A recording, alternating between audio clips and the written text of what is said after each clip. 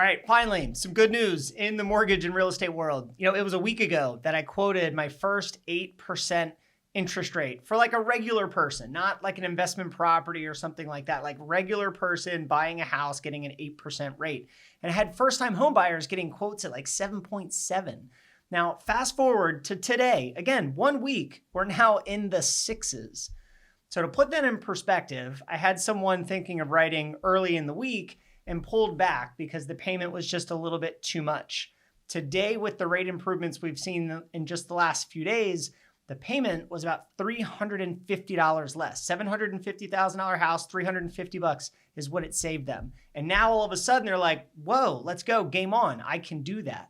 So interest rates are the great equalizer. That has been the biggest hurdle that we've all been facing in real estate.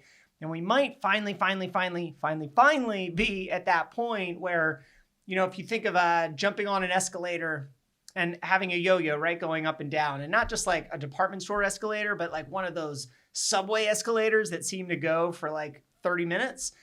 Well, now we might be going down. We may have finally gotten to the top, pivoting and jumping back down.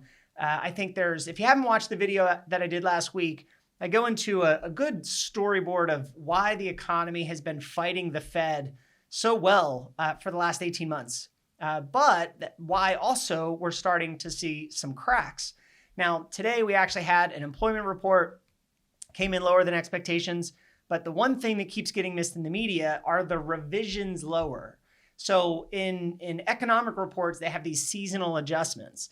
But if you think of the COVID disruption, what that did to changing seasonal patterns, right? We didn't have a spring market in 2020. We had a really strong fall market. And then in 2021, the winter season went way later. So everything changed because of the work from home dynamics. The economy shut down to half open to fully open. So there's a lot of dislocations in the data. And the revisions almost every single month this year have been coming in much worse.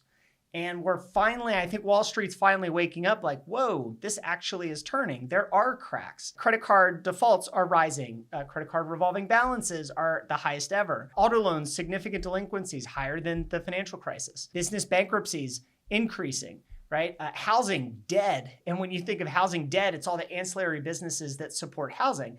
And it's not housing prices like we all know, but it's more the transaction, which we all clearly feel. But I want to just let you know that this could be the turn. It could also be another head fake. Right? So a lot of buyers in the first quarter of this year, they got big raises at the time that interest rates went from 7 to 6. And that got a lot of people excited. And we all had pretty good first quarters. So the question is, do people buy into this new movement? Does this one have legs to improve? Are we going to continue to get better from here?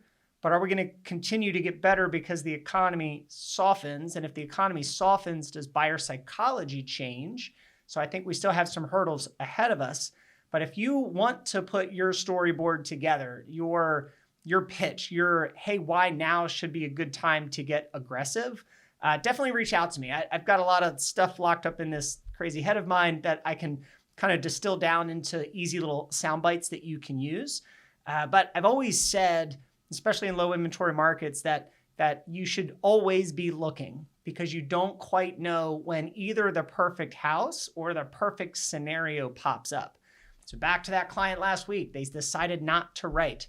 They will be writing this weekend. There is not a contract on that house.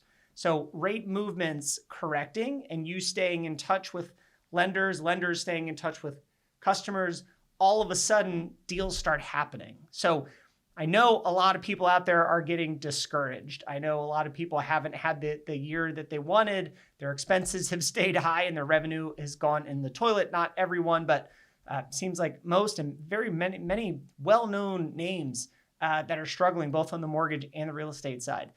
But we could finally be at the tipping point of things getting a little easier and a little better. So let's stay in touch, see where this goes. If you have any questions, please reach out.